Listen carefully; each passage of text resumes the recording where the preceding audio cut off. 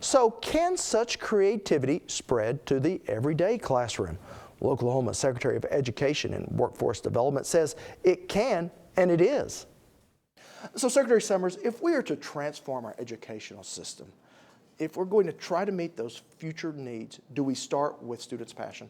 For the last 20 years, we've focused first on the curriculum, first on the student or the teachers, first on the schools. We got to focus first on the students. If you find a young person's passion, they will work really hard, and guess what? Hard work is how we make progress in academics. It's building a relationship, finding relevance for the kid, rigor happens automatically. A lot of times when we're in schools, whether it be on the band or the football team or going to college or career tech, it's an either-or proposition, but you don't believe that's necessarily the way we need to be. No, both-and thinking is hard to come by in education. All the pundits always, it's my way or the highway, everybody else is wrong, and what I've learned over the years is pragmatists, people that really succeed thinking both-and. Is it high-level academics or career tech? It's a false dichotomy. You can actually do both. In fact, high-quality career tech leads to higher quality academics and vice versa. Is it a live teacher or do we do digital content?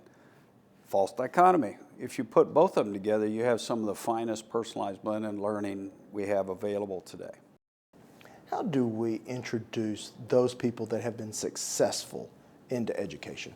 Well, you know, therein lies the challenge. I said earlier today that only in education is failure accepted, success suspect, and nobody else has an idea except myself.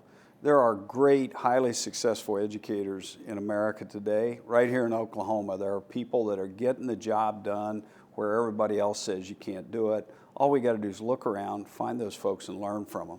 And I've heard you say we need to stop chasing the solution or quit seeking the solution. What do you mean by that?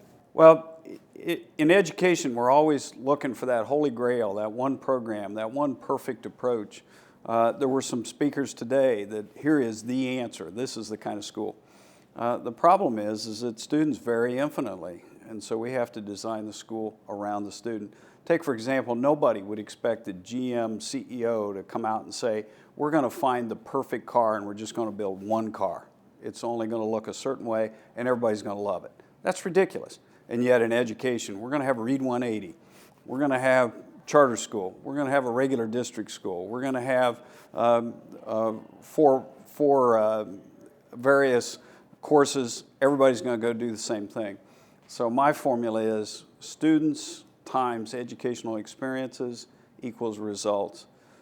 Students vary infinitely. The educational experiences have to vary infinitely, and teachers have to have the ability to make adjustments on the fly so students succeed. Where do industry needs play into this? Well, industry and life generally has to define what young people need to know and be able to do, the kind of mindsets they need. It is no longer acceptable that everybody gets to choose what they learn on their own and then they just hope they fit into the work world. For example, high-end academics, college entrance requirements, but also career requirements. We've got to know that up front. We've got to be able to find a way to teach people what they need to know in order for them to follow their passion, find their purpose in life, be economically productive, be good citizens. Dr. Robert Sommers, thank you so much.